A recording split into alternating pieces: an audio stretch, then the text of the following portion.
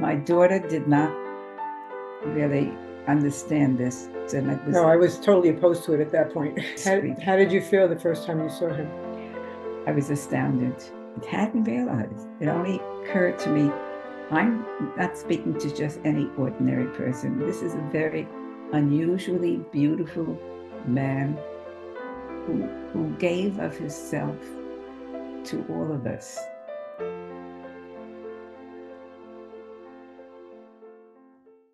Sairam, dear listeners, welcome to Sai SOUL 100. Our guests today are Sisters Marilyn Widrow and Sister Beth Clark, mother and daughter duo. Sairam, Beth, and Marilyn, thank you for joining Sai SOUL 100. Sairam, good to be here. Yeah. Sairam, please share your story. It's always a pleasure to talk about my favorite person, my favorite topic, Sai Baba. You were in a Board of Ed meeting, and it was lots of people, it was, typical New York hot room, lots and lots of people, very chaotic.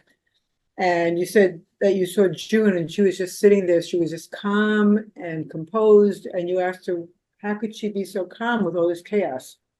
Yeah. And she didn't tell you at first, and then I guess you must have run into her again. I don't know how you knew her, but you went up to her home for yoga, I think. She taught yoga.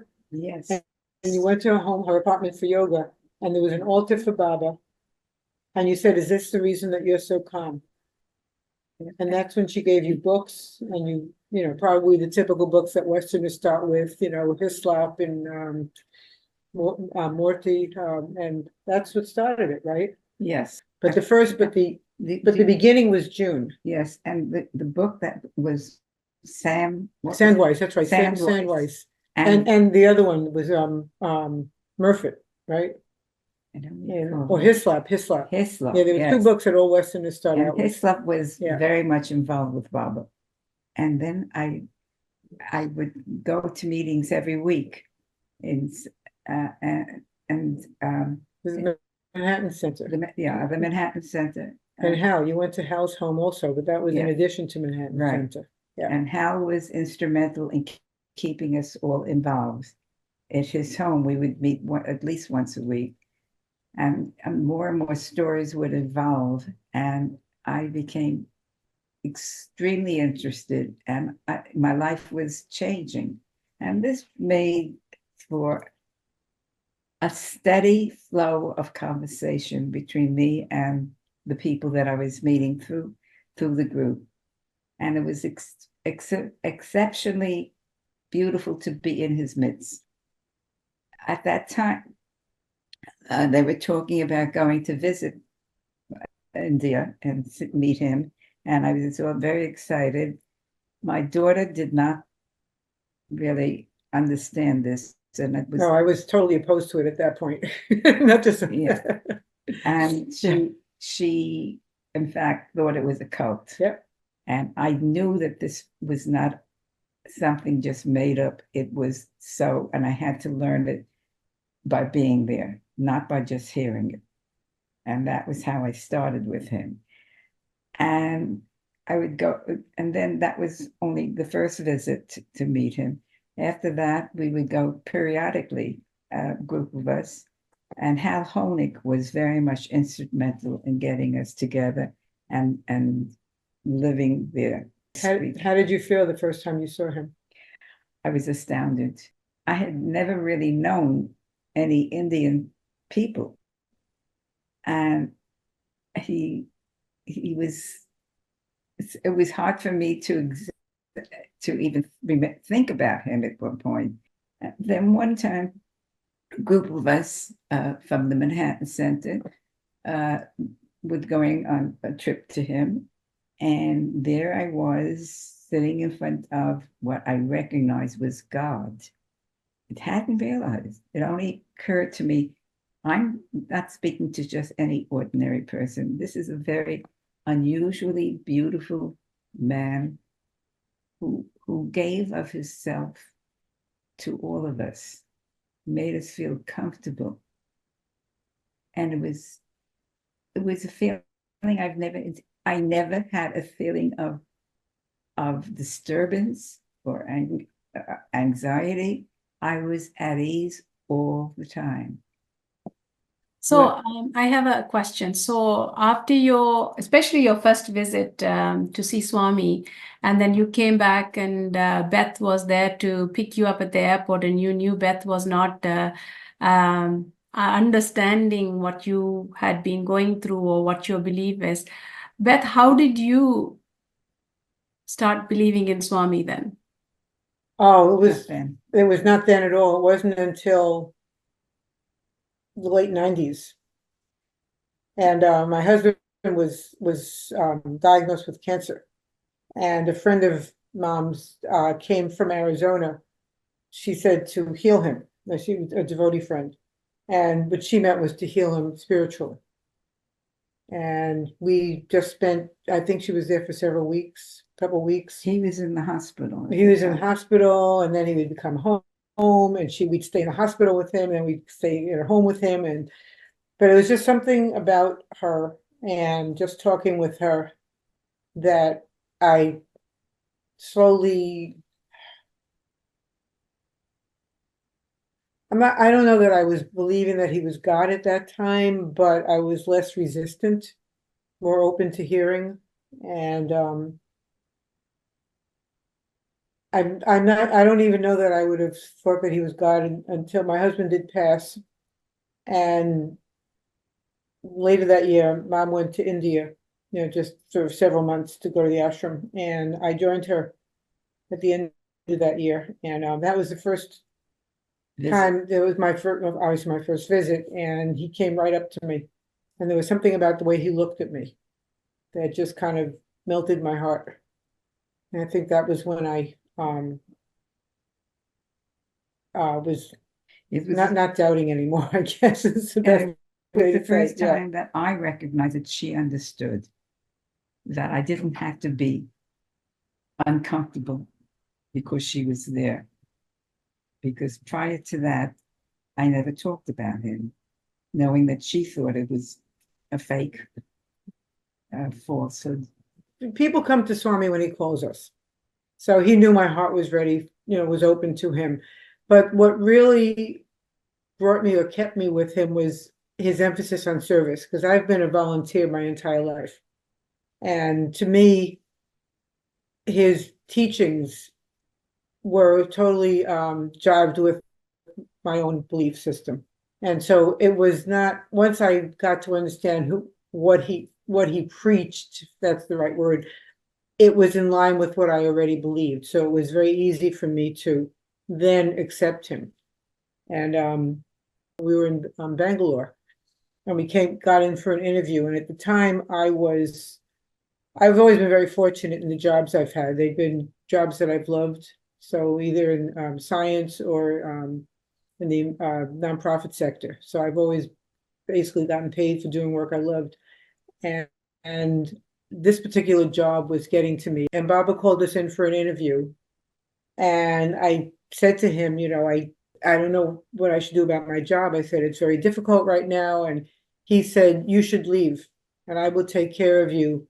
So I came home, and I actually didn't quit right away because I wanted to have a seamless transition, but he pushed me out. So within a couple of months of that interview, I was retired. I know he would throw questions out and then people would answer him. But in this particular case, he permitted us just to have free reign.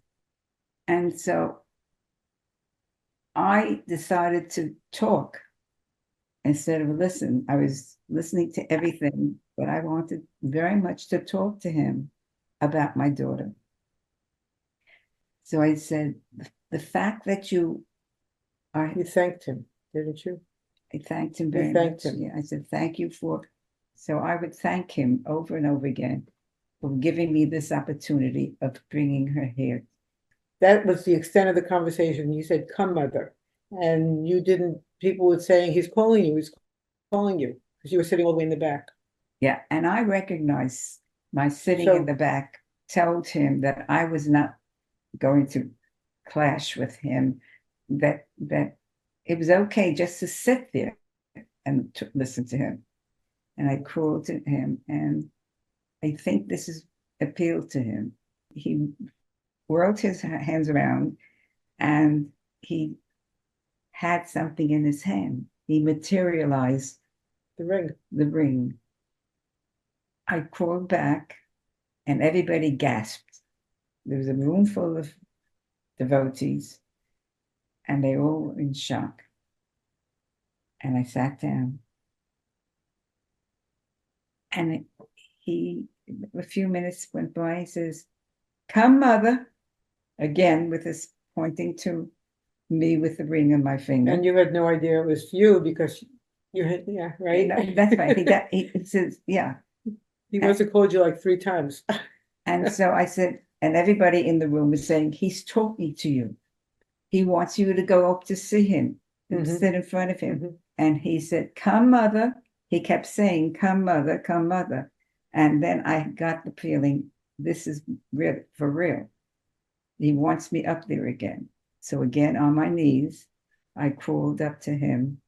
And I do believe, and this is in my heart of hearts, that because I did not push as most, as many devotees do to get close to him, they'll run in and sit right and almost practically on top of him.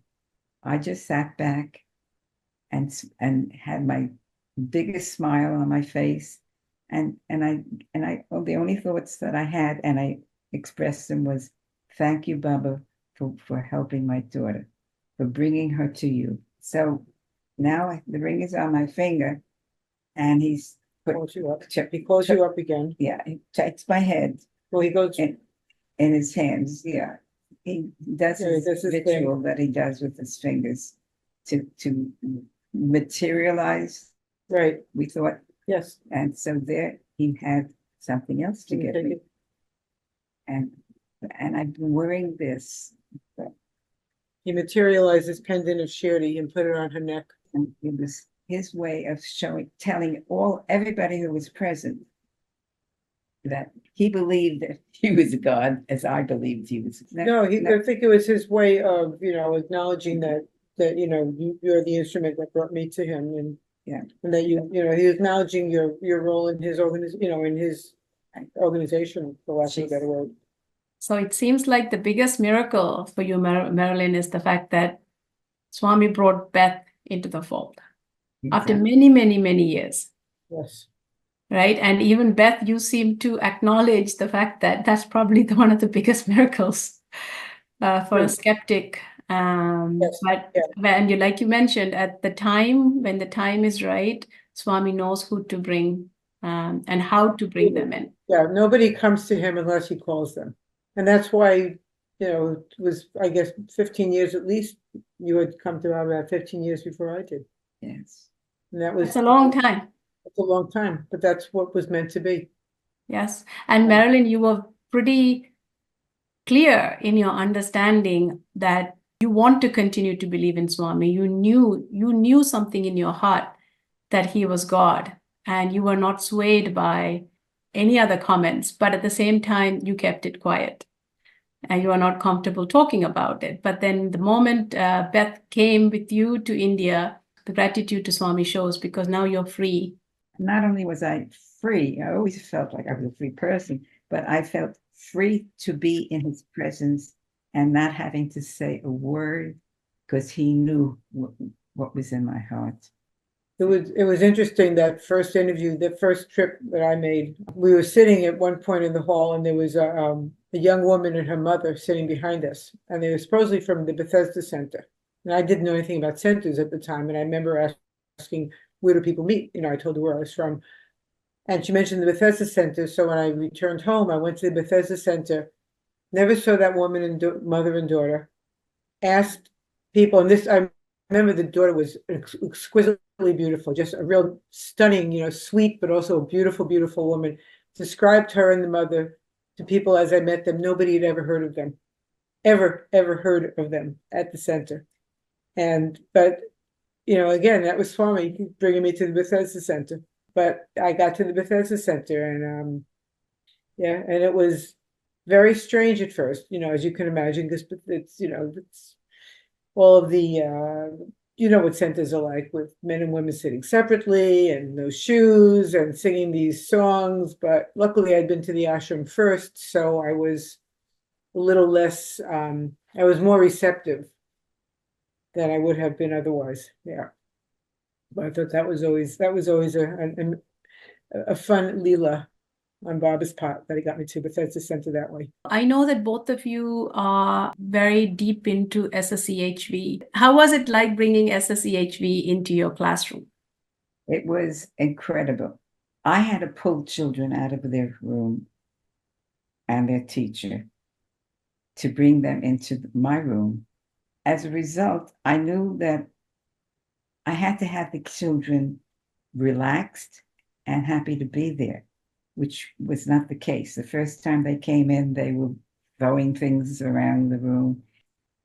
And I said, when you show me that you're ready, I will be happy to continue what I plan to do today.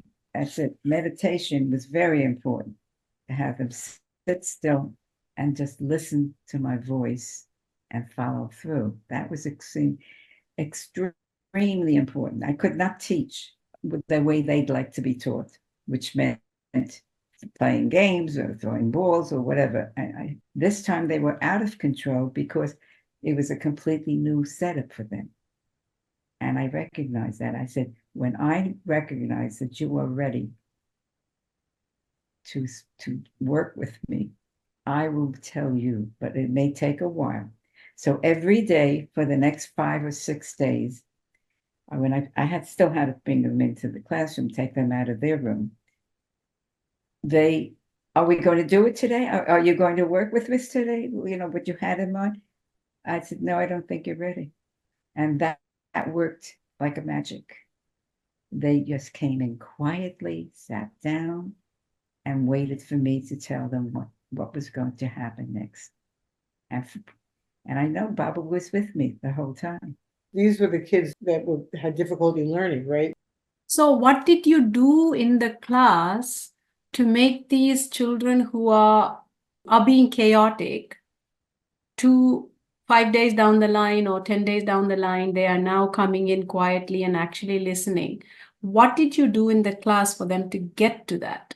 I said that you're referred to as special, and that's special ed, because I never thought that. Yeah. I said, you are special. And this is why you're here. The other children would like to be in here today, and all the times that I bring you in, but they can't come. They're not special as you are. They're special in their own way, but not the way you are when you come into my room. And they believe this.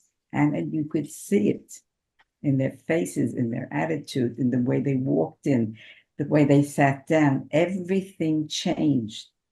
And it was Baba working with me. Yeah. There were songs that I would teach them.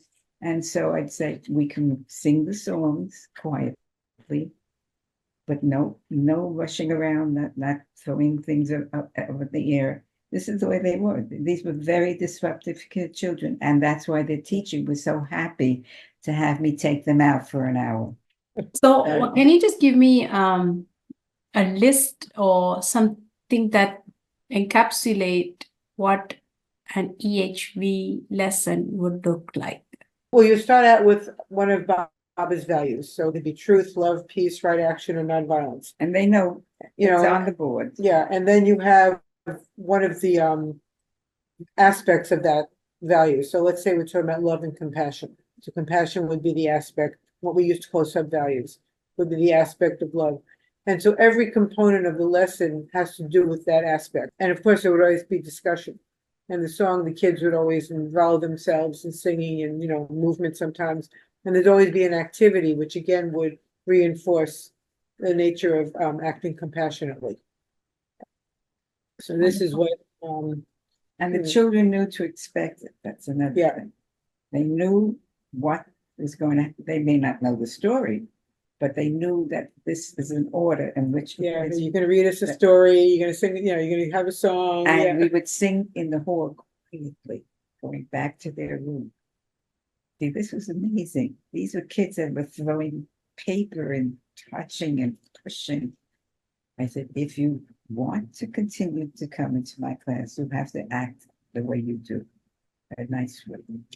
Interesting though, right? You're trying to teach them values, but you're using the fact that I will only teach you if you behave yourself. Well, because the hook had to be they had to want to sit quietly. They had, so by saying there's something special, but only if you behave, that had to be the hook. Yeah.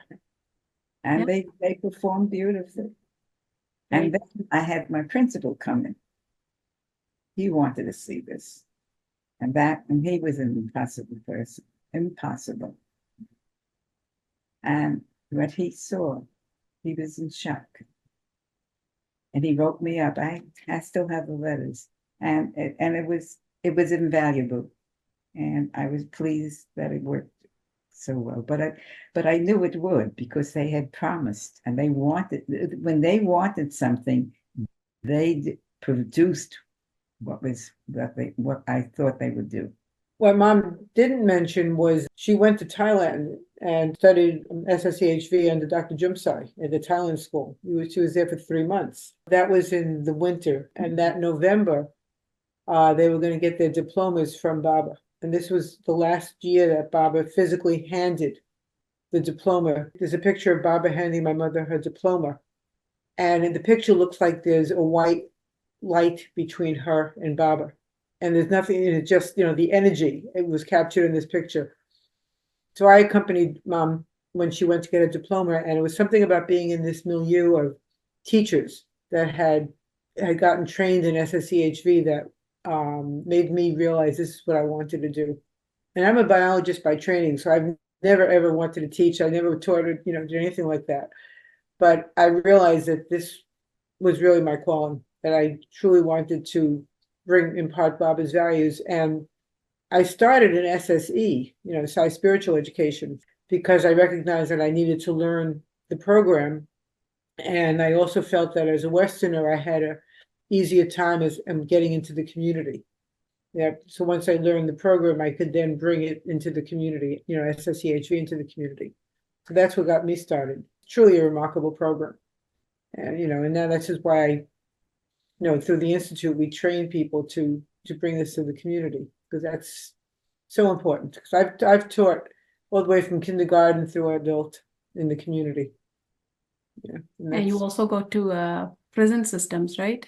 Well, yeah, that was probably some of the most rewarding experiences, is bringing this class to a nonprofit that was working with ex-offenders, with formerly incarcerated individuals. More than anything else, that was really, because you could see, I think part of it was that I was there with a young adult from the center and myself that would teach. And when they realized that we were volunteers, that we were just there because we wanted to bring this program to them, because we felt it would be beneficial, they relaxed. And they realized we weren't in there for any reason. We weren't getting paid. It wasn't like it was a job. We had to be there.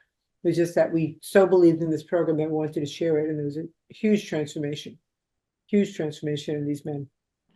Sairam, Marilyn, Sairam, Beth, thank you so much for being here and sharing your beautiful, beautiful stories, beginning from how Marilyn became a Swami devotee, and with time, Beth, you becoming a Swami devotee, many beautiful learnings and messages from Swami. I just love the fact that Swami appreciated Marilyn's quietness, sitting at the back, and just being in the presence of Swami and not so eager to interact with Swami as much as other devotees were. And then Swami to recognize that and call you over to give you your ring, and then again to give you the chain, and just showing his way of recognizing who you are and your heart. And then, of course, it's all because you were kept on expressing your gratitude to Swami for bringing your daughter into his fold, which is really quite powerful. So thank you so much for sharing your stories.